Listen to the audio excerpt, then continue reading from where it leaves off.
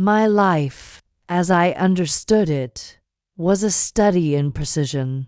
I was Evelyn Jordan, 67, retired, and accustomed to managing every detail.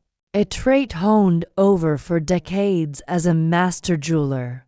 But the last year, since my daughter Charlotte's death, had forced me into a new role, maintaining the fragile balance of a grieving family. My home, a sprawling, art-filled apartment in Manhattan, had become a cold shell.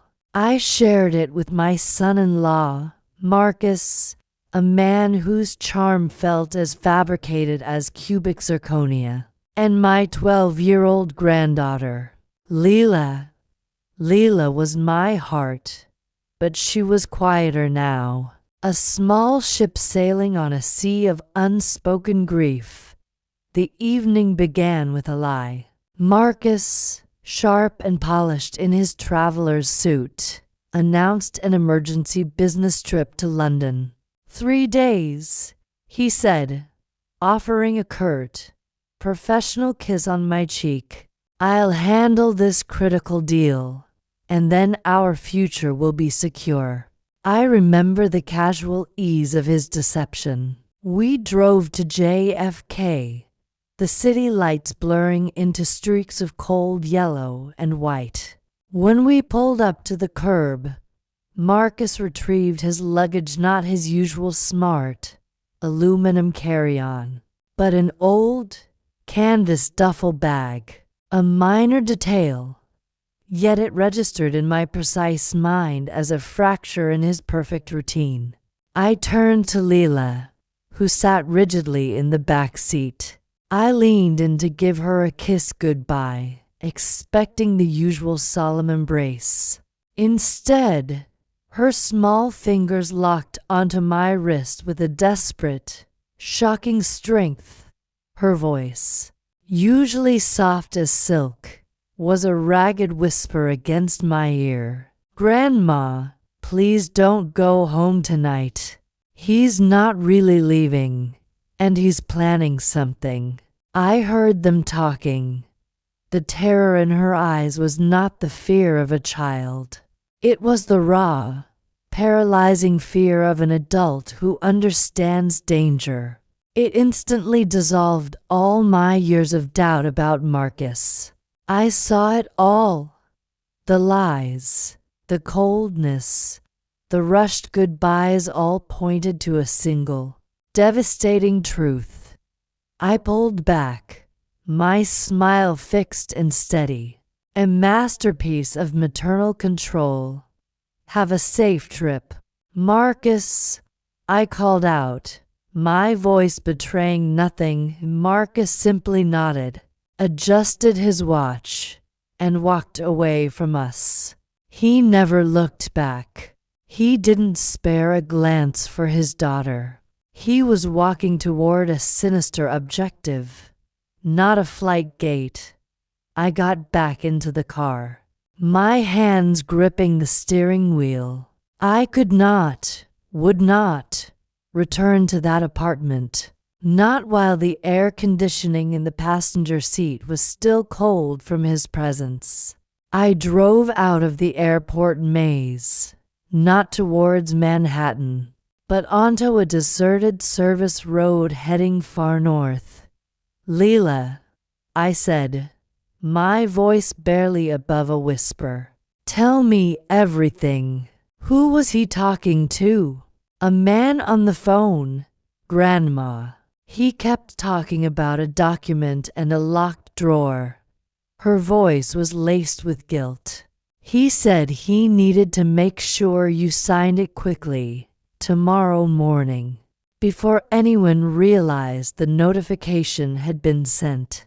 The word notification chilled me to the bone. It was corporate language.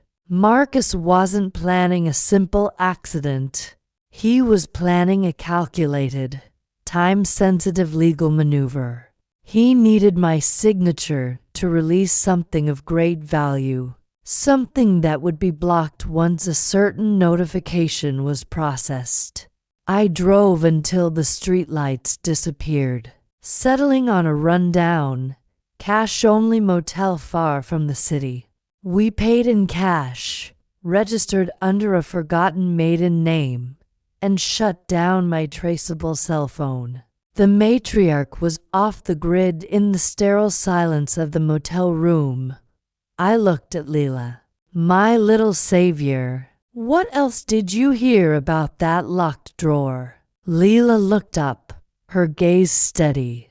He said, the old lady still thinks the key is lost, but the truth is on the tablet.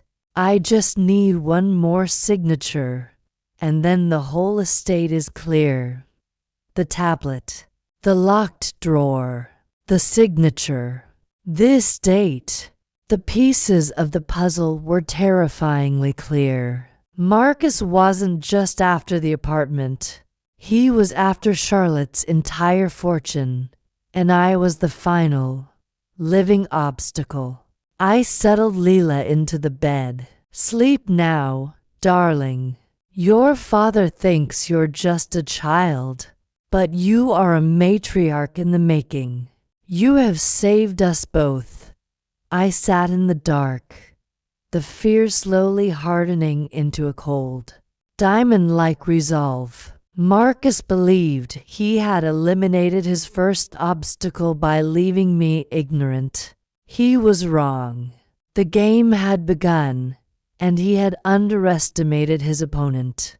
He thought he knew everything about my routine, my weakness, and my grief. But what Marcus didn't know was that while he was busy forging papers, I was busy finding the solution to his locked drawer, and I knew exactly where to look. The cheap motel room was a necessary camouflage, but it was suffocating. We needed genuine safety, a place Marcus couldn't track using his financial tools or his network of associates. My sanctuary lay far from the city grid, a small, rustic lodge I had acquired years ago for solitary design retreats. It had no registered utility services, no landline, and was owned through a shell company, the perfect lockbox for fugitives. I drove for hours, watching the city lights recede until only the cold glow of the moon lit the winding road. When the key turned in the lodge's heavy oak door, the scent of aged pine and dust was the most comforting perfume I had smelled in a year. We were finally outside his immediate reach. "Grandma, are we safe now?" Lila asked, her voice small against the vast silence of the woods. "Yes, my love," I promised, pulling a blanket around her shoulders. "But our safety depends on understanding the plan. Tell me again about the documents and the timing."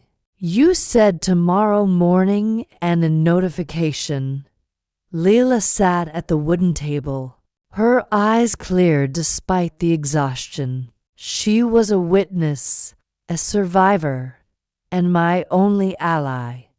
"It wasn't papers, Grandma," Lila began, speaking with slow, deliberate seriousness. "It was the tablet.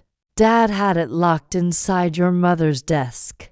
He was looking at moving charts and numbers. He kept saying, before the closing bell, 'The only thing that matters is the window closes at noon when the notification is processed.' The closing bell, the window, the processed notification. This wasn't a family squabble. It was high-stakes financial crime. Marcus wasn't staging an insurance scam. He was executing a rapid, complex transfer. He needed me out of the way so the funds or assets could be liquidated without my legal intervention. The document he needed my signature on was likely a release form.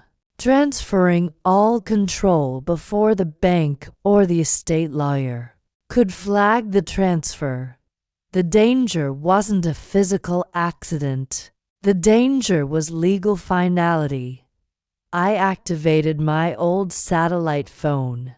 It was slow, cumbersome, and entirely untraceable through conventional means. I needed to buy time. I called my oldest friend, Clara, a woman who ran the administrative side of my old jewelry design firm. "Clara," I said, my voice barely a tremor. "Marcus will call. Tell him I phoned. Tell him I had an artistic epiphany and have gone completely off-grid for solitude. Effective immediately. No contact. No calls. No email. Complete silence for a week. Do not deviate." Clara's sharp, immediate agreement was the first moment of true relief I felt all night. Now Marcus would waste precious hours searching for my non-existent mountain retreat, convinced I was harmlessly preoccupied with designing earrings while he prepared to seize control. I then pulled out a small, worn leather address book, a physical book, not a digital one. I found the number for Mr. Chen, Charlotte's estate attorney. Chen had been suspiciously vague and uncommunicative since Charlotte's passing. I needed to know what was in that desk that was so crucial it warranted betrayal and deception. I dialed the number, but I didn't call. I didn't dare risk even a satellite trace connecting my location to the attorney. I needed to move. I needed to get back to the apartment now.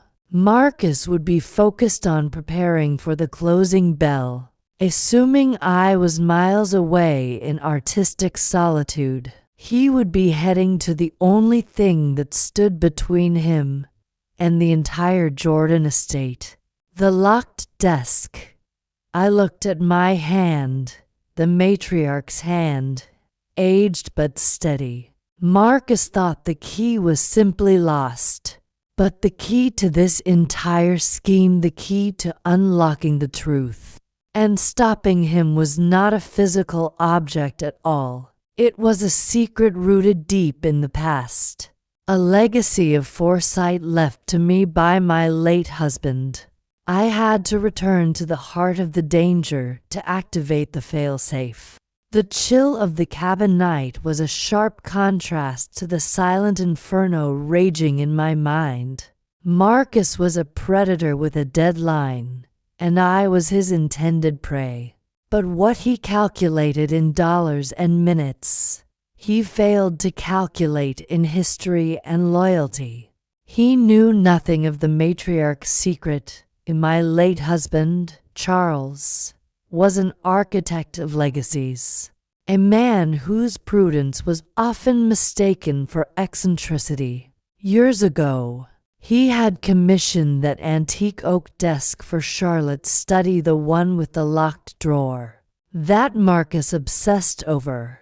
It wasn't merely a piece of furniture. It was a physical testament to Charles's profound foresight. He hadn't just protected his daughter's assets from the world. He had protected them from the vulnerability of human weakness. Marcus believed the key was simply lost. The truth was far more intricate. Charles was a private patron of my jewelry design work. He knew my skill with fine mechanisms, the tiny, beautiful engines that secured immense value. He knew I understood the language of metal and tumblers. He had entrusted me with a secret. Decades ago, shortly after Lila was born, he didn't give me a key. He gave me the knowledge of a key. I sat at the worn wooden table, the satellite phone dead on the pine surface, and let my memory drift back 30 years to my private design studio. Charles walked in one afternoon, not with a contract, but with a small, unadorned brass casing. He explained that the lock on that desk was unique, a bespoke 7-lever mechanism, far too complex for a standard locksmith to breach quickly. It was immune to conventional picking. "Evelyn," he'd said, his voice quiet but intense, "this lock protects something irreplaceable. The physical key is disposable. The knowledge is what matters." He then showed me a digital schematic, a series of precise micro-measurements and tolerances. This wasn't a blueprint for the key. It was the genetic code of the lock itself. He had stored that code not in a bank vault, but in the one place he knew would never be breached by outsiders. My private design network server. Marcus, the Wall Street shark, focused only on the paper assets. He never looked at the digital infrastructure of an old jewelry designer.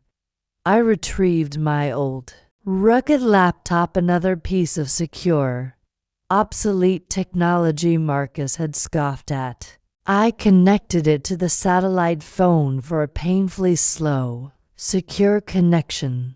The server was still active. I input my old access codes based on Lila's birth date and Charlotte's favorite gem, and the screen flickered to life. The schematic was still there, labeled simply, Legacy Failsafe. The problem was daunting. I had the schematic, but I was miles away from my workshop, where I had the specialized tools to translate those measurements into metal. The thought of losing precious hours driving back to the city was agonizing. Marcus was likely already at the apartment, testing his limits. I realized I didn't need the industrial-grade machinery of my old studio. I needed precision, and I had packed exactly that. In my small travel case, secured beneath a false bottom, was my emergency kit, a selection of fine hand tools, micrometers, and a compact, high-density metal alloy bar that I used for emergency repair work on major pieces. The cabin transformed into a makeshift foundry. I worked under the harsh glare of a single desk lamp, the silence of the woods amplifying every small click and scrape. I heated the alloy bar with a miniature butane torch designed for delicate soldering. My hands, though marked by time, moved with the decades-old muscle memory of an artisan. I was no longer a grandmother or a widow. I was Evelyn, the master jeweler, engaged in the most crucial design of my life. I translated the digital measurements into physical contours on the metal bar. The work was painstaking, requiring absolute stillness and focus. 1/10 of a millimeter to deep, 1 degree of angle incorrect, and the key would fail. The Matriarch's legacy, Lila's future, depended on the unwavering precision of my touch.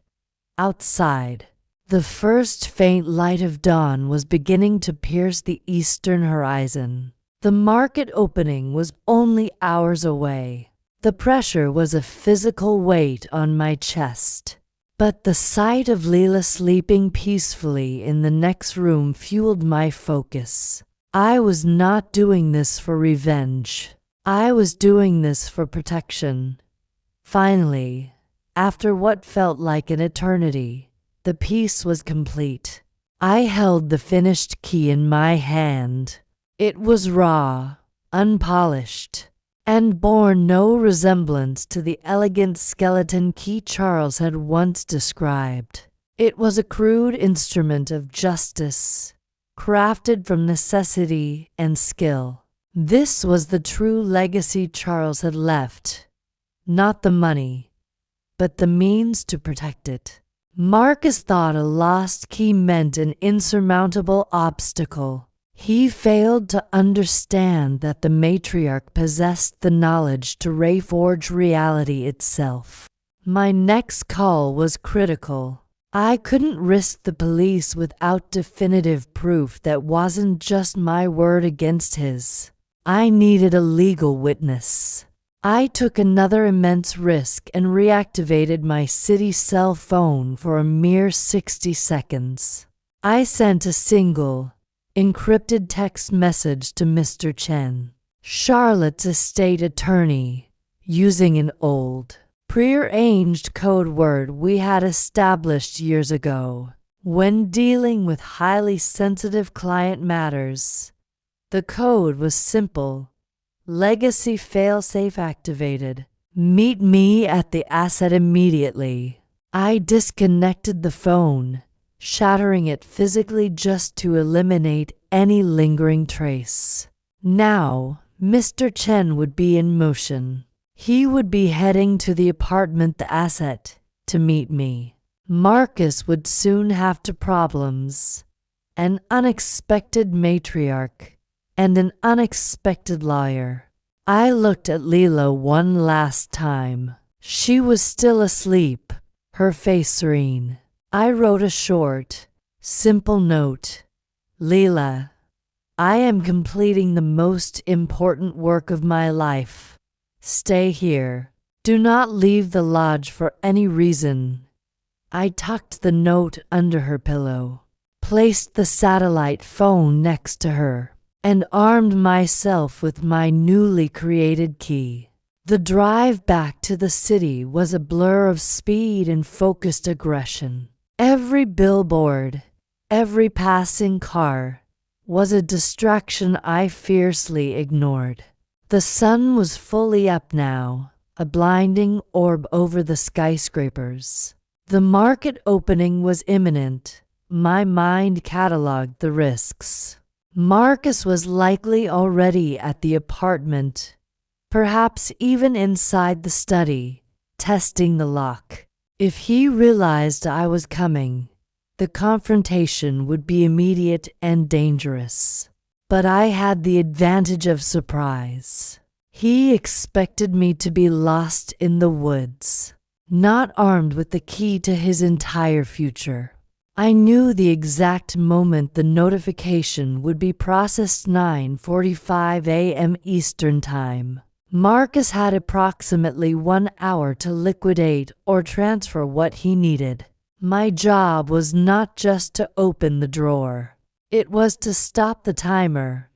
I bypassed the main entrance of the apartment building, knowing Marcus would be watching for my car. I drove to the service entrance, a dingy alley that led to the basement garage. A quick flash of cash to the sleepy attendant was all the convincing he needed to grant me access. I parked the car in a remote corner of the garage, the heart pounding against my ribs like a trapped bird. I took a deep, steadying breath. Evelyn Jordan was no longer running. She was entering the fray. I bypassed the elevator, taking the service stairs up 20 flights. The climb was brutal, punishing my 70-year-old knees. But the pain was a grounding presence, a reminder that I was still alive, still fighting. At the top of the stairs, I paused. The clock read 9:05 a.m., 40 minutes until the market was fully functional, and 40 minutes until the legal notification was processed. I slid the brass key into the pocket of my coat. I was outside Charlotte's study door. I could hear sounds from inside. Marcus was there. The truth of his scheme was waiting behind that door. The matriarch's will was about to be executed. I stood outside the study door, the brass key heavy in my coat pocket. The silence on this floor of the apartment building, broken only by the frantic thrumming of my own heart. The air felt thick, heavy with the knowledge of Marcus's betrayal and the enormous value, both financial and emotional, hidden just steps away. My knees ached from the 20-flight ascent up the service stairs, but the pain was secondary. Primary was the cold, clarifying understanding that I was about to confront the architect of our ruin. This was not the return of the weary grandmother. This was the infiltration of the matriarch. I pressed my ear against the polished mahogany of the study door. I could hear distinct sounds from within, the rapid, agitated clicking of a keyboard, interspersed with frustrated, muffled curses. Marcus was not only inside, he was actively engaged in his scheme, battling the clock. I had bypassed the main security of the apartment easily. Marcus, focused on the digital heist, had forgotten the simple physical flaw in the front door lock that Charles had pointed out years ago. But entering the study, where he was working, was a different risk entirely. The door was not locked from the outside. It was merely closed, indicating he was working, possibly in a state of high tension. I drew a long, slow breath, tasting the dry, recycled air of the sealed apartment. I reached for the handle, using the pads of my fingers. I turned it with painstaking, millimeter by millimeter slowness, mindful of the mechanism's subtle complaints. The click was barely audible, drowned out by the noise of the keyboard inside, and the door yielded half an inch. Through the crack, I saw him. Marcus sat hunched over Charlotte's antique desk, the desk lamp casting a harsh, conical light over his strained face. His tie was loosened. His hair, mussed the perfect veneer of the Wall Street executive, had cracked to reveal the frantic desperation of a thief in his right hand. He held a screwdriver, uselessly scratching at the delicate wood surrounding the lock plate of the drawer. He was clearly attempting a crude, violent entry, believing there was no other way. I needed to get to that drawer before he did irreparable damage, either to the lock or to the evidence inside. The slow, creeping pace of my movement was a necessary agony. I eased the door open wide enough to slip through, sliding my body sideways through the narrow gap. The thick Persian rug swallowed the sound of my shoes. Marcus was so consumed by the screen of the tablet, which rested precariously on the desk, that he didn't notice the disturbance in the atmosphere. The glow from the screen reflected his eyes, dilated and panicked. I could hear him muttering under his breath, "No, no, no. The window is closing.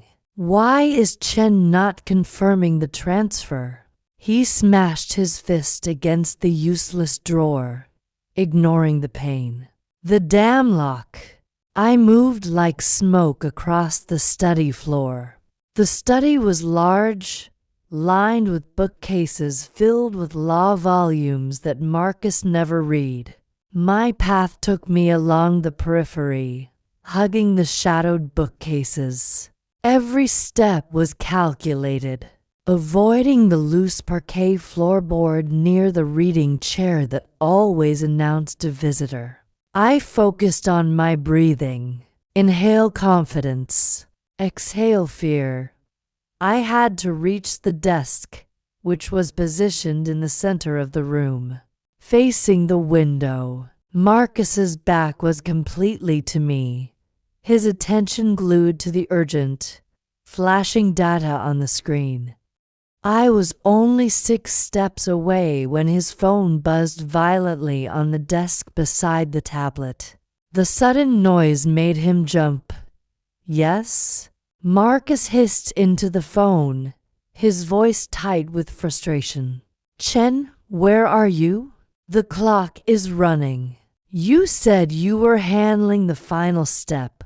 Mr. Chen, the estate lawyer. My earlier encrypted message had worked.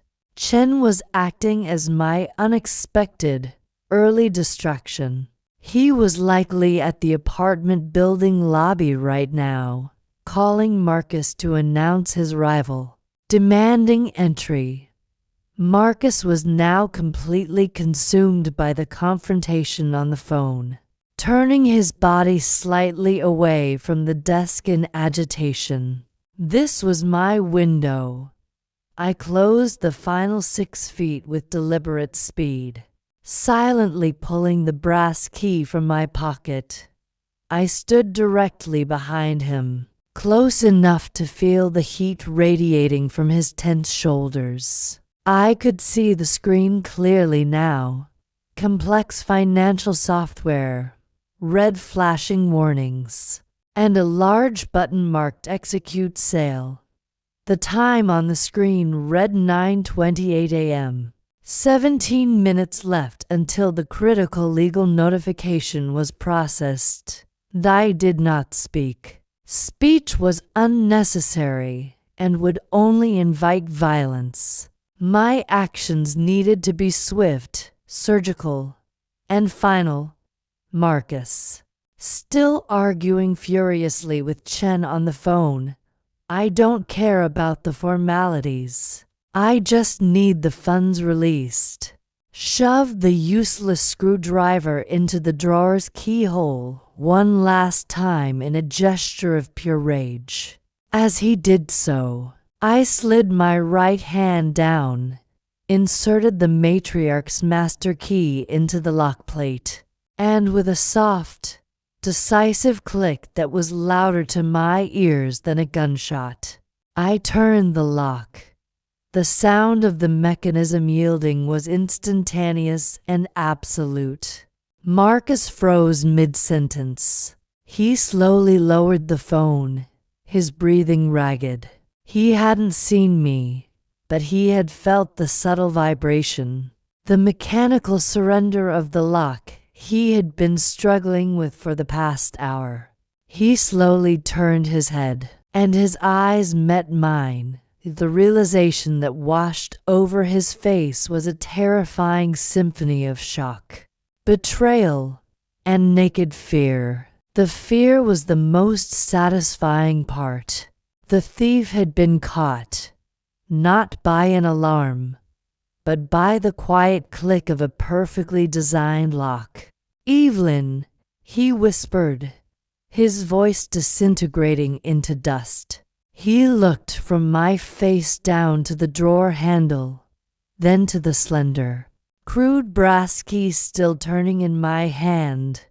He lunged for the tablet, his last defense. But I was quicker. I slammed my hand down on the Execute Sale button, hitting the Cancel Transaction option on the screen that instantly flashed up. The digital window slammed shut. The funds were secured. The Matriarch had not only defeated the lock, but she had stopped the clock. The silence that followed the cancellation of the transaction was heavier than any shout. Marcus stood frozen, half-turned, his hand hovering over the desk, utterly defeated by a small, unpolished piece of brass. The panic was gone, replaced by a devastating, hollow realization. He had lost everything. Not to a bank security system, but to the Matriarch he thought he had outsmarted. The key he finally managed. His voice a dry rasp of disbelief. Where, how? I removed the master key from the lock, the small metallic sound echoing in the opulent study. I held his gaze, allowing him to absorb the absolute finality of the moment. My heart was no longer pounding. It was steady, pumping the cold, clear blood of justice. "Your mistake, Marcus," I said. My voice, low and steady, was assuming that a life built on integrity leaves no defenses. My late husband was an architect of legacies, not a fool. He knew that the greatest threat often comes from the inside. I looked at the lock he had spent the last hour attacking with a crude screwdriver. "You were seeking brute force. I sought the design. And in the world of high-value mechanisms, Marcus, design always defeats greed."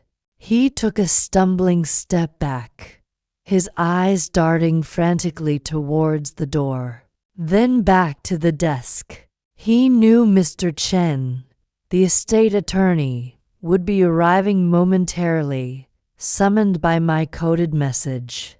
He was cornered.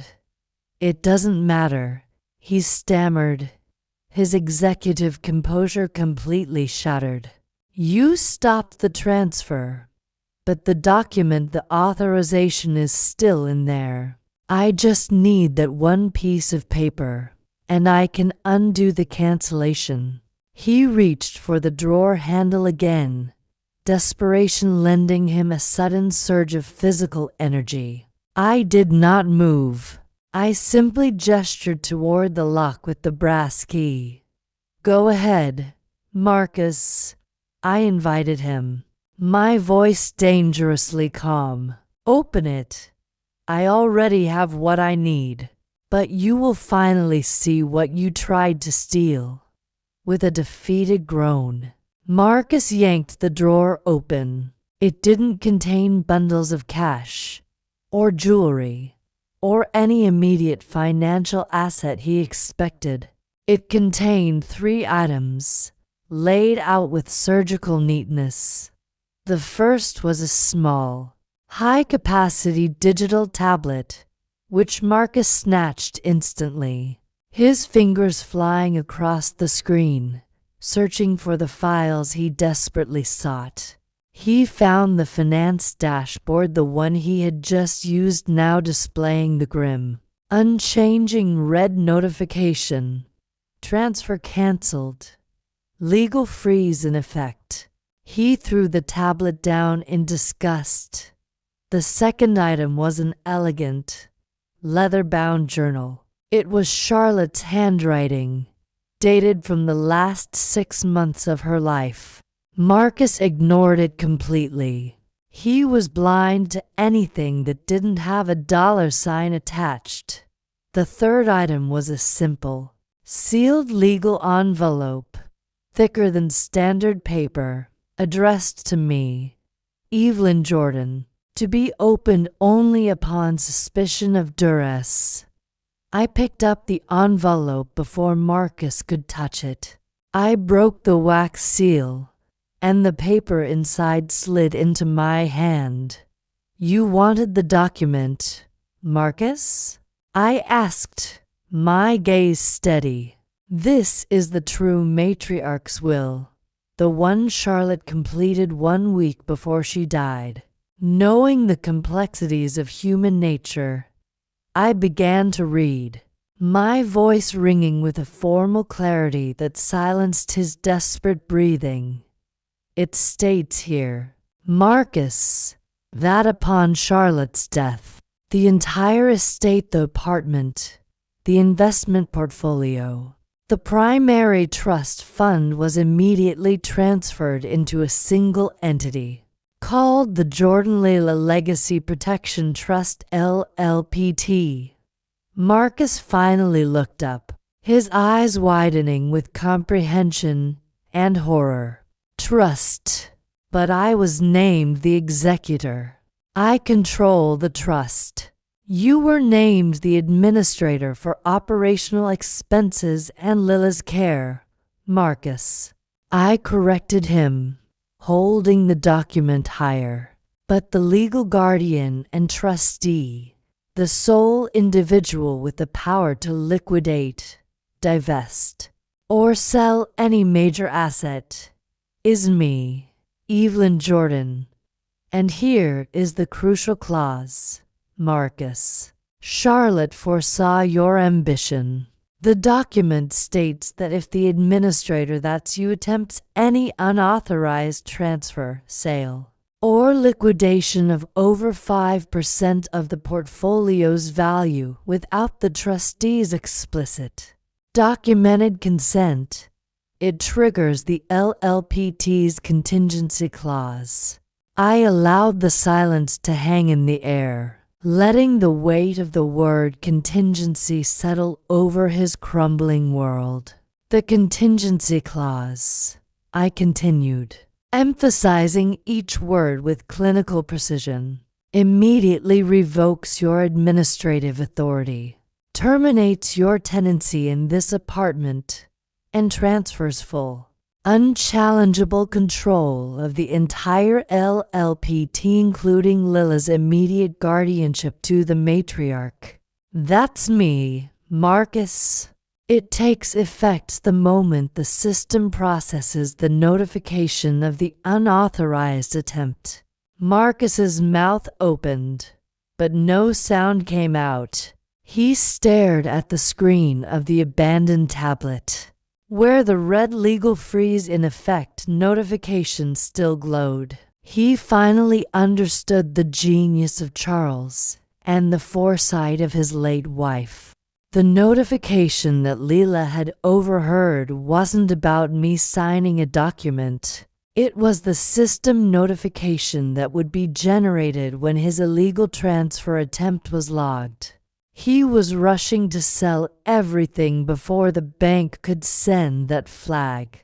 By hitting cancel transaction, I had merely delayed the inevitable, but his attempt was already logged. That's why you needed me out of the house, I stated, not as an accusation, but as a final summary of facts. You needed me to disappear so you could execute the entire sale and liquidate the assets before the bank flagged the transfer and triggered the contingency clause. The sound of the apartment building's buzzer, a sharp, insistent tone, cut through the tension. Marcus flinched violently. He knew that sound. That, I said, my voice ice cold, is Mr. Chen, the estate attorney. I alerted him using a confidential code word, informing him that the contingency clause has been triggered. He is here to witness the transfer of the administration and to confirm your termination. I walked toward the door, leaving Marcus standing alone at the desk, utterly defeated.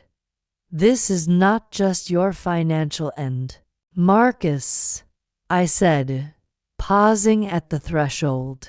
This is your legal, residential, and familial end. You lose the money, you lose the apartment, and you lose any claim to Lila. You underestimated the legacy of a matriarch.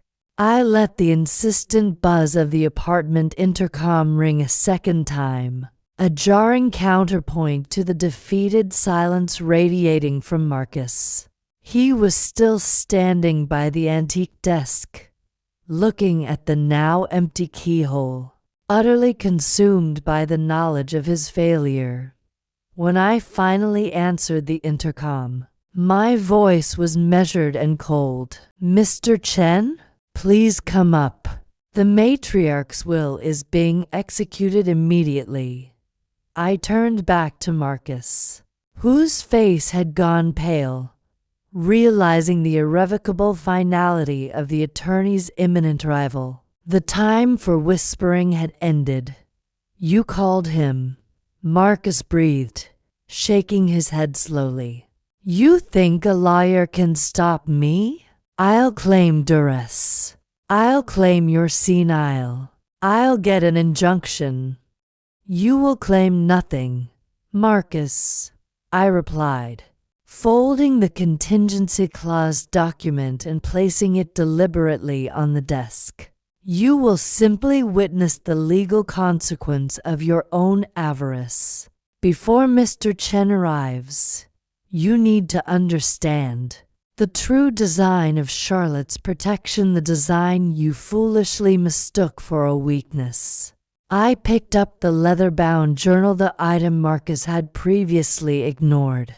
It was Charlotte's handwriting, her final entries from the weeks before her passing. This, Marcus, is not a financial statement.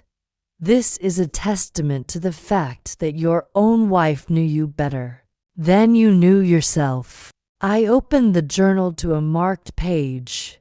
The handwriting was elegant, slightly faded, yet ringing with Charlotte's clear, intelligent voice. I read a passage aloud, my voice steady, but tinged with the profound sadness of a mother realizing her daughter lived in fear. Charlotte wrote this: "My greatest fear is not leaving my life, but leaving Lila's future exposed to Marcus's ambition. He sees value only in numbers. He sees people only as assets. He cannot be trusted with true authority. He will try to liquidate everything the moment the legal coast is clear, but I will not let him." Marcus winced, but his expression quickly shifted back to defiant arrogance. Hearsay, sentimental drivel. It holds no weight against legal documents. The legal documents, Marcus, are merely the walls of the fortress, I retorted, tapping the Contingency Clause document. The journal is the foundation. It confirms the deliberate intent behind the establishment of the Jordan Lila Legacy Protection Trust LLPT. I explained the reality of the LLPT, stripping away the legal jargon. When Charlotte established the trust, she deliberately segmented control into two tiers. You, Marcus, as the living parent, were the administrative manager. Your role was restricted, paying Lila's school fees, managing the apartment's upkeep, drawing a modest stipend for your living expenses. You handled the minor transactions, the upkeep. You were kept comfortable, but powerless over the principal. But I was the primary beneficiary. He roared, pointing an accusatory finger at the document. You were a secondary beneficiary, contingent upon surviving me, Marcus. I corrected him with surgical calm. But the trustee, the sole controller of the principal assets, was and remains Evelyn Jordan, the matriarch. This entire structure was designed to protect the principal wealth from your hands during Lila's minority. Marcus, however, was not finished. That's why you had the lock changed. You manipulated the key. You coerced Charlotte. I did none of those things. I interrupted, my voice sharp enough to cut glass. The lock was Charles's design. The key was my inherited knowledge. And Charlotte's greatest protection was not the lock, but the contingency clause itself. I pointed to the canceled transfer notification, still glowing faintly on the abandoned tablet screen. When you attempted to liquidate over 5% of the portfolio's value this morning, which constitutes an unauthorized major asset transfer, you didn't just break the law, Marcus. You fulfilled the requirements of the contingency clause. I explained the mechanics in agonizing detail, forcing him to absorb the totality of his defeat. The system detected your transfer attempt.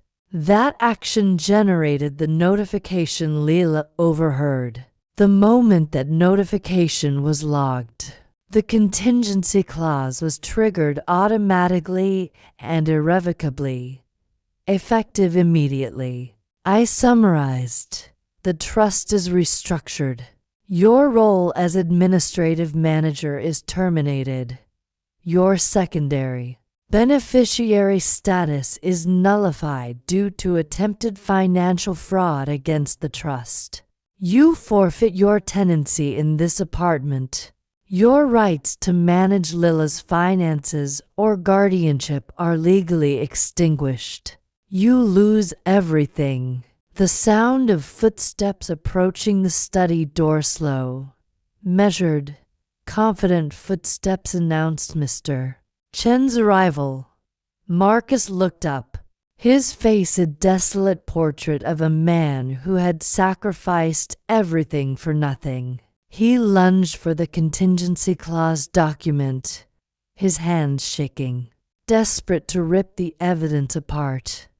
I merely stepped back, letting him grab the paper. Read it carefully, Marcus. Read the section confirming that attempted liquidation by the administrator is considered an act of fiduciary hostility, leading to immediate revocation. The matriarch's will cannot be undone with violence. He let the paper fall, defeated, as Mr. Chen, tall and impeccably dressed, stood silently in the doorway, his eyes sweeping over the scene, the frantic man, the open drawer, the cancelled transaction, and the matriarch standing calm and victorious. Mr. Chen, I said, my voice projecting authority and finality. Welcome. The contingency clause has been executed. We require your assistance in securing the assets and initiating the immediate eviction of the former administrator, Marcus. The arrival of Mr. Chen, Charlotte's estate attorney, was not merely a convenience. It was the formal transfer of power. His presence lent an immediate, unchallengeable legal weight to my actions, transforming my personal victory into an irreversible legal execution. Marcus, defeated and pale, finally found his voice, a desperate, pathetic plea. Chen, you can't do this. I'm the child's father. You can't just revoke everything based on a technicality. Mr. Chen, tall and utterly composed, did not spare Marcus a glance. He addressed me, the newly confirmed trustee.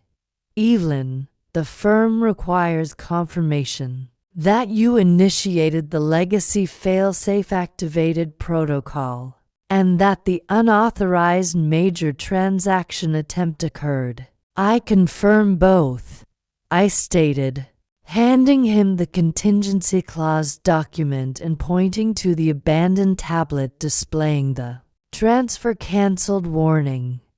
The attempt was logged. The clause is triggered. Marcus's administrative role is terminated as of this moment. We need to secure every account immediately. Mr. Chen nodded, pulling out his secure laptop and a specialized mobile router. The study.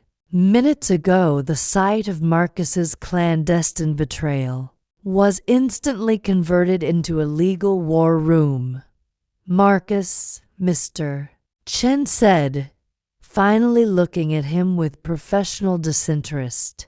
I advise you to leave the premises immediately. Any attempt to interfere with these proceedings will result in immediate police intervention and additional charges of obstructing justice. Marcus recoiled, looking from the attorney's cold efficiency to my resolute gaze. The reality of his loss was setting in not just the wealth, but the very roof over his head. "I need my personal effects," Marcus spat out, desperate for some small victory. "You will be granted access under supervision to retrieve personal clothing and non-trust-related electronics," I stipulated, my voice remaining level. "But every item in this apartment, Marcus, from the furniture to the art, belongs to the trust. You forfeit any claim to marital or residential property through your attempted fiduciary fraud." The next 2 hours were an exhausting, meticulous exercise in financial and physical domination. While Mr. Chen sat at the desk, rapidly initiating global asset freezes, account transfers, and digital access revocations, I oversaw the physical securing of the apartment. First, Mr. Chen disabled every one of Marcus's digital access points, credit cards, investment platforms, and mobile banking. He didn't just change passwords. He permanently closed Marcus's access profiles to all accounts tied, however tangentially, to Charlotte's estate. The financial umbilical cord was cut with surgical precision. Then came the physical security. I directed Mr. Chen to engage a rapid response locksmith service. They arrived within the hour. Under my watchful eye, the locks on the main apartment door, the study, and even the safe in the master bedroom were rekeyed and secured with new, complex mechanisms. Marcus's keys were rendered useless, symbolic of his utter loss of control. While the locksmith worked, I addressed the final, crucial security measure. "Lila, Mr. Chen," I said, "we need to formalize Lila's guardianship immediately, given Marcus's demonstrated hostility and fraud against the trust and his daughter's legacy. I require sole, temporary legal guardianship until this entire case is settled." Mr. Chen quickly drafted the petition. The threat Marcus posed was now irrefutable. He had risked Lila's financial future. For his own greed, the court would grant my petition without hesitation. The matriarch was not just securing money, she was securing her lineage. Marcus watched the proceedings from the periphery, pacing the living room like a caged animal. He saw the locksmiths, he heard the clicking of the new locks, and he saw his entire comfortable reality being systematically dismantled by the very woman he had planned to discard. The apartment, once his castle, was now my fortress, secured against him. The final confrontation occurred when the locksmith finished his work. The new keys, heavy and solid, were placed in my hand. "Marcus," I stated, indicating the front door, "your access is revoked. You may retrieve your necessities now." Under the observation of Mr. Chen's assistant, "Who will accompany you?" His rage finally broke through the facade of shock. "You won't get away with this. I'll fight you in court. I'm Lila's father. You can't take my life away. I took nothing from you, Marcus," I replied, standing firm. "You forfeited everything when you valued a portfolio more than your own integrity. You risked Lila's entire future for a quick, dishonest gain. Charlotte knew you were capable of greed, but I never believed you were capable of such devastating stupidity." He tried one last desperate maneuver. "Where is Lila? I need to see my daughter." "Lila is safe, Marcus. She is where she should be, far away from anyone who sees her as a means to an end.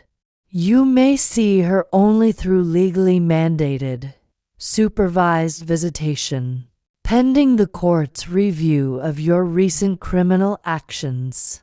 The word criminal struck him harder than any physical blow. He finally understood the gravity of attempting fraud against a trust. Mr. Chen's assistant politely but firmly escorted Marcus to his former master bedroom. 10 minutes later, Marcus emerged, carrying a small leather bag, his face drawn and defeated. He cast one last hateful look at me, the matriarch who had calmly dismantled his life.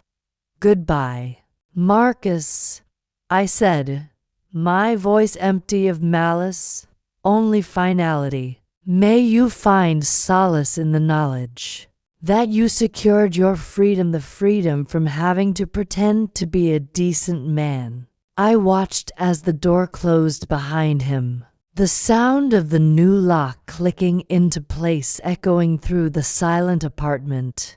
He was gone. The apartment was safe. The assets were secured. But the most important task still lay ahead: returning to the lodge to reclaim my granddaughter and begin the process of healing. The silence that fell over the apartment after Marcus was gone was profound, heavier than any noise. It was the silence of a battlefield after the final shot has been fired. Mr. Chen remained, meticulously finalizing the digital locks and legal paperwork. But for me, the fight was only half won. The financial assets were secure. The physical threat was evicted, but the emotional cost remained. I stood by the window, the newly installed locks a cold comfort against the knowledge that my daughter's husband, the man I had called family, was a predator.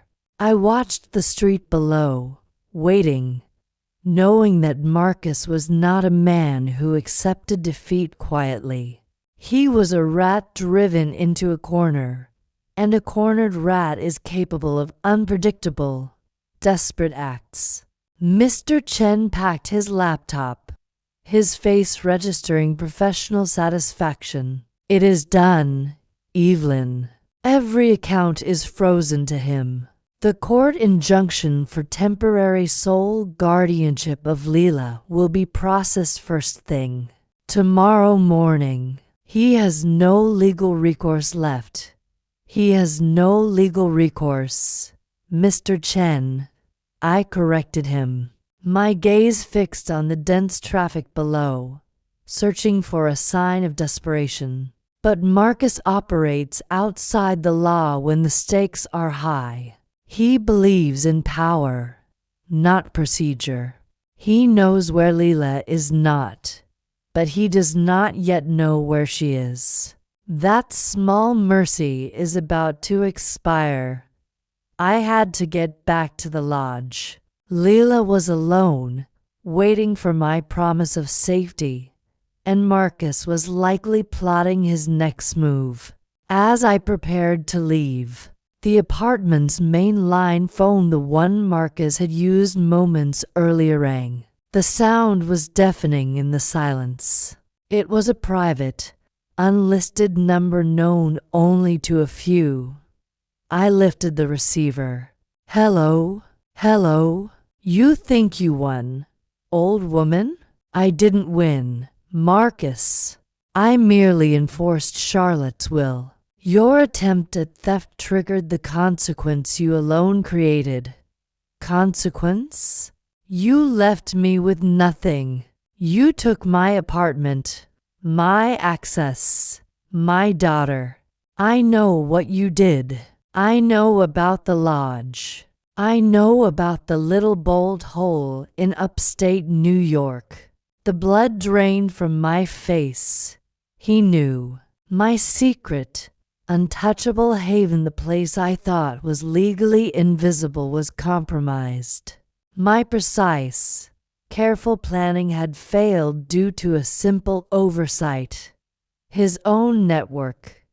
How? I demanded, the composure finally fracturing. I didn't need your financial trail, Evelyn, he said. I needed my assistant. Remember my critical deal in London? I had him tracking your car's transponder since you left the airport. I have GPS coordinates, Evelyn. I know exactly where the Matriarch sanctuary is, and your precious granddaughter is there. Alone? My vision tunneled. The fear I had suppressed for hours returned, cold and paralyzing. Lila. Alone in the isolated lodge. Marcus was no longer concerned with millions. He was concerned with inflicting maximum pain. What do you want, Marcus? I whispered, struggling to keep the panic out of my tone. I want the contingency clause undone. I want my administrative rights restored. I want the apartment back, and I want to speak to Lila. If you hang up, or if I see a police car within 10 miles of that lodge, I promise you, Evelyn, the Matriarch's legacy will end tonight. He was using Lila as the ultimate leverage. He had nothing left to lose, making him the most dangerous kind of enemy. I had secured the money, but I had lost the war for safety. I slammed the receiver down, ignoring Mr. Chen's startled question. There was no time for legal paperwork or police intervention. Every second mattered. Mr. Chen, I said, grabbing my car keys, the master key to the desk now feeling insignificant. Marcus knows where the lodge is. He is headed there now. I need you to stay here. Do not call the police yet. If he sees intervention, he will hurt her. I have to get there first. Evelyn, you can't go alone. He's unstable. He is. I agreed, already running towards the service stairs. But I have something he doesn't know about. I have the Matriarch's will. I burst into the service garage, ignoring the stares of the attendant. I started my car, a heavy, powerful German sedan, and threw it into reverse, the tires squealing against the concrete. I drove out of the city like a desperate teenager, not a matriarch of 67. The drive was pure, unrelenting aggression. I pushed the engine, ignoring the speed limits, the horn blaring at anyone who dared slow my path. I focused on a single image, Lila's terrified face. My mind raced, running through options. The lodge was isolated. There were no neighbors for miles. Marcus would be there soon. I had to get there first, not to fight him physically, but to use the one weapon I had left, foresight. I remembered the old gas line to the lodge's secondary failsafe Charles had installed decades ago, which could be shut off only from an external access point near the main road. If Marcus intended to use the lodge as a siege location, I could make it uninhabitable. I pulled out my satellite phone, the one I had promised Lila would protect her. It was heavy, secure, and I knew its weakness. I had to risk it. I called Clara again. Clara, I choked out, my voice raw with exhaustion. I need you to find and number a secure, private contact for a tactical security firm. I need armed intervention at my lodge, but they must drive silently. No sirens, no police. I need them there in 30 minutes. I knew the lodge's address. I knew the threat. Now I just needed to survive the drive and activate my final, non-financial failsafe. The matriarch had been evicted from her comfort, but she was now returning to her true territory, the wilderness, to fight for the only asset that truly mattered. The world outside the windshield was a dizzying blur of asphalt and desperate greenery. I pushed the heavy car to its absolute limit, the engine screaming in protest, the scent of burning oil filling the cabin. Every minute was a calculation of distance versus risk. Marcus knew the location. He was unstable, and Lila was alone. The anxiety was a physical knot in my chest, a paralyzing fear I hadn't felt since I was a child. But I channeled it. I focused on the one advantage I had left: foresight. As the city gave way to the deep, silent woods of upstate New York, I knew I had precious minutes to act before Marcus arrived. I turned off the main road, the powerful tires gripping the gravel path that led to the lodge. The lodge was dark and silent.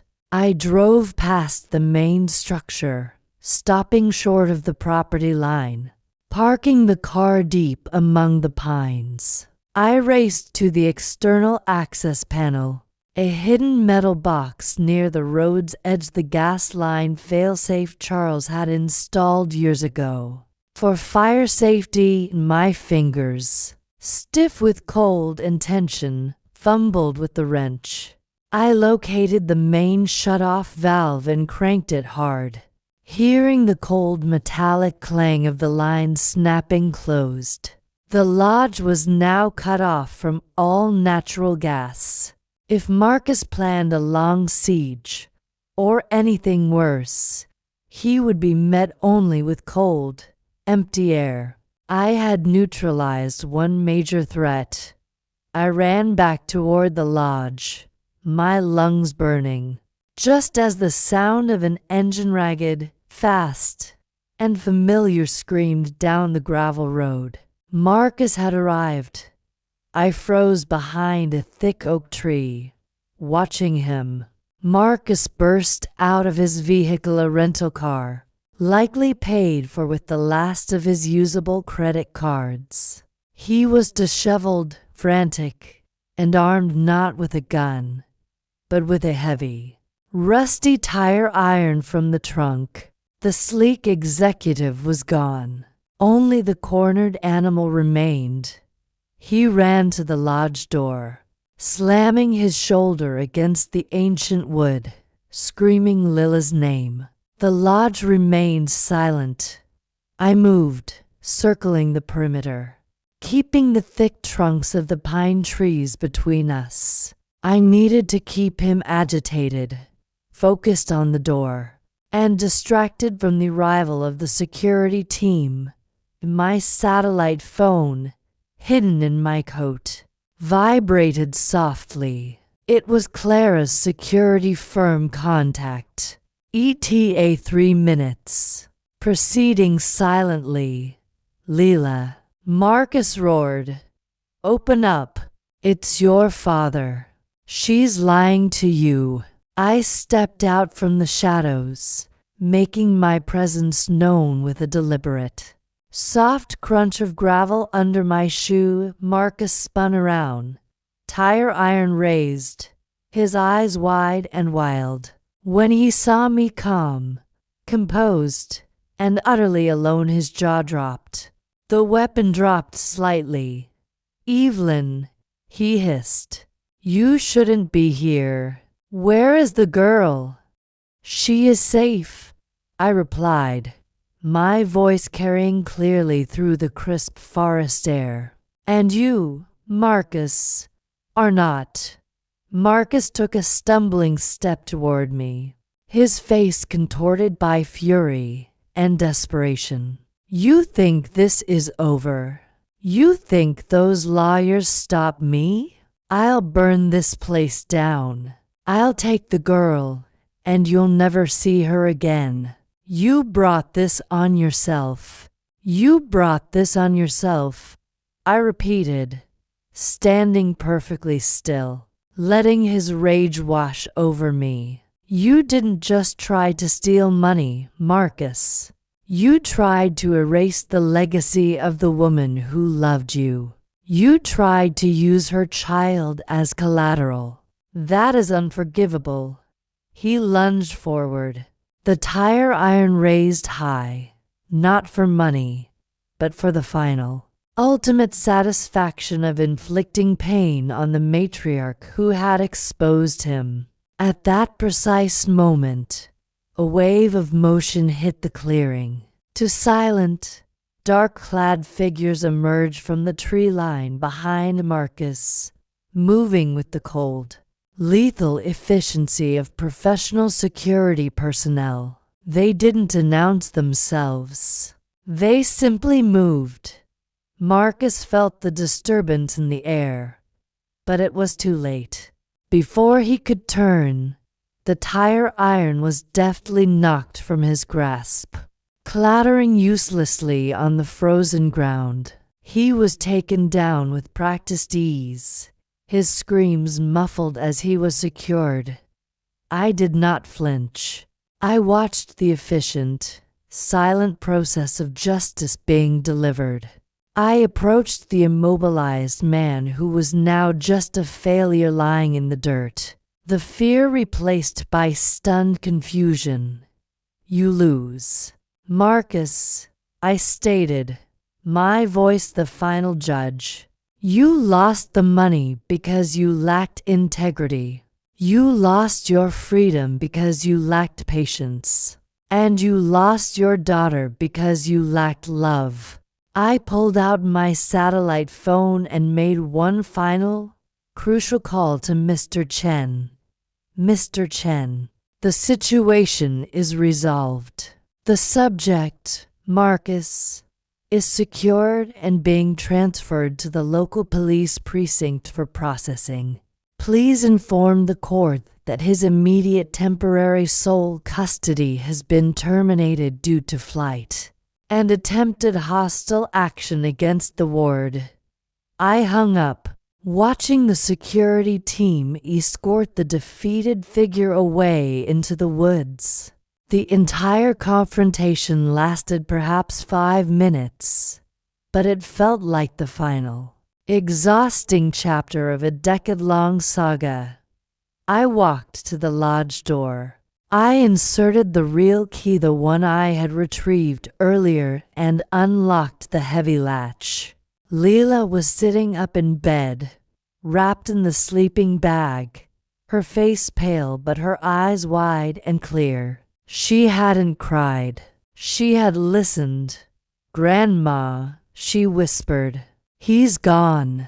He's gone, my brave girl," I confirmed, rushing to hug her. I held her close, feeling the fragile strength of her young body. This was the true asset, the only possession that mattered. "You believed me," Lila said, her voice catching. "You didn't go back home. I will always believe you," I promised, looking into her eyes. "You taught the matriarch the most important lesson of all, that true wisdom isn't about age or wealth.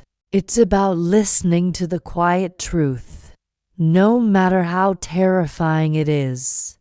We sat in the silent, cold lodge as the security cars pulled away and the sun climbed higher over the pine trees. Marcus was gone forever from our lives, relegated to the sterile world of legal documents and prison bars.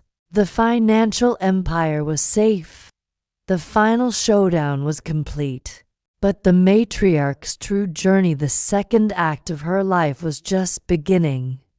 The lodge air, once thick with the smell of pine and terror, now held only the cold scent of finality. Marcus was gone, taken by the law he had so carelessly mocked. But the quiet resolution of justice did not immediately mend the emotional wound his betrayal had inflicted. We had won the battle for the assets, but the war for Lila's peace had just begun.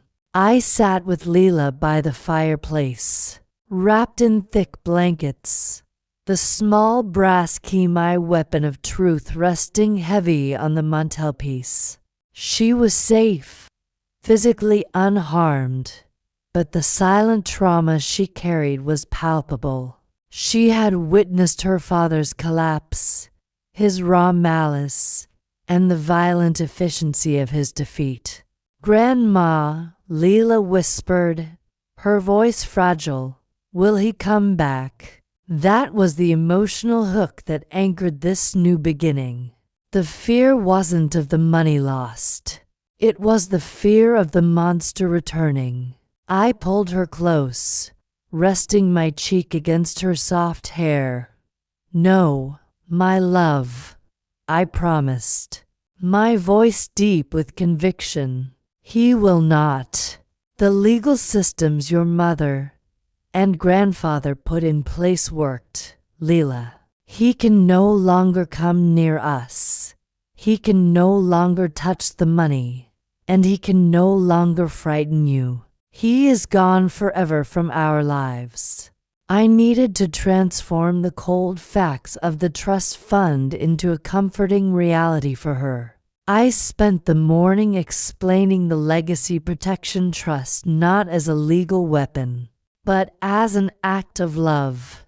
Your mother, Charlotte, was brilliant. She knew the world was complicated. She knew that people, even family, can sometimes lose their way and become greedy. She built that trust to be your shield. You, Lila, were the only person she truly cared about protecting.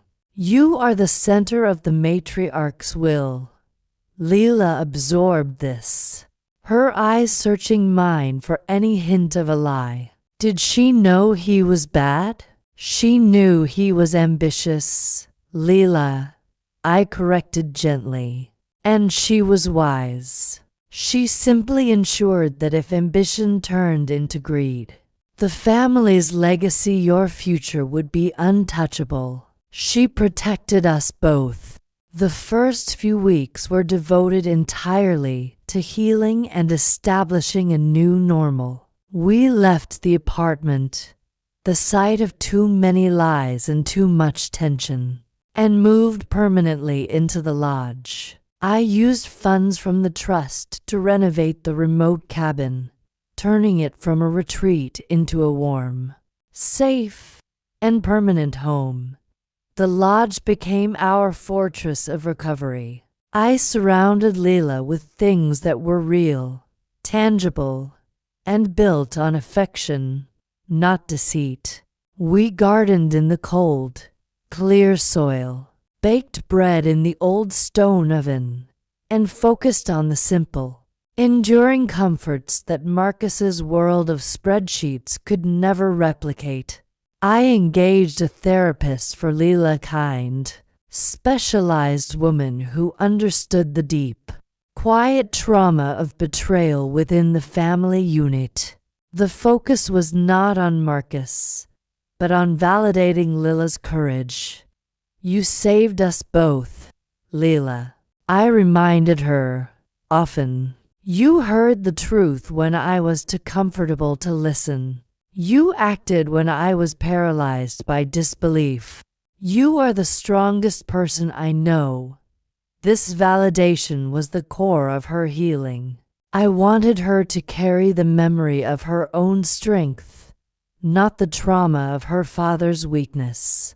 Meanwhile, Mr. Chen handled the legal cleanup with quiet efficiency. Marcus's legal appeals were systematically denied. The proof of his attempted fiduciary fraud, coupled with the security team's testimony about his hostile actions at the lodge, sealed his fate. He lost all visitation rights pending a lengthy psychological evaluation, and forfeited all administrative claims to the trust. The matriarch's verdict was final. I had reclaimed my life, but more importantly, I had reclaimed my role as Lila's primary protector and mentor. I began teaching her my trade, the old, intricate craft of jewelry design. I showed her how to draw precision schematics, how to identify the flaw in a metal setting, and how to build a lock so complex it defeated the greedy. This was the true legacy, the passing down of wisdom and self-reliance, not just wealth. Months passed. The seasons changed, bringing the soft, quiet beauty of a New England winter to our lodge. Lila began to laugh again, a sound that filled the cabin with the warmth of genuine, unburdened joy. The nightmares became fewer, replaced by dreams of flowers and gemstones. The episode with Marcus had taught me that I, the matriarch of precision and planning, had failed at the simplest, most essential task, listening. I had been too busy being the provider to see the darkness growing in my home. But Lila, the child, saw it all. I looked at my life now. I had the financial security of the vast trust, a beautiful, peaceful home, and the unconditional love of my granddaughter. I had everything I had always wanted, but only after I lost everything I thought I had. I often held the small brass key I had forged in the dark. It was rough, ugly, and priceless. It was a physical reminder that true power does not come from the wealth you accumulate, but from the foresight you exercise and the integrity you defend. The matriarch's will was not simply a legal document. It was a testament to the belief that justice will always prevail over greed, provided someone is brave enough to strike the match in my life. The second act was one of purpose. I had secured my lineage, found my true strength, and learned the profound wisdom of my granddaughter. I had been restored to my rightful place, the matriarch, the protector, the one who listens. I made Lila a promise that day, a promise that guides every decision I make now. Lila, I told her, holding her small hand in mine, I promise you, from this day forward, no matter what lies the world tells us, I will always believe the quiet truth you carry in your heart.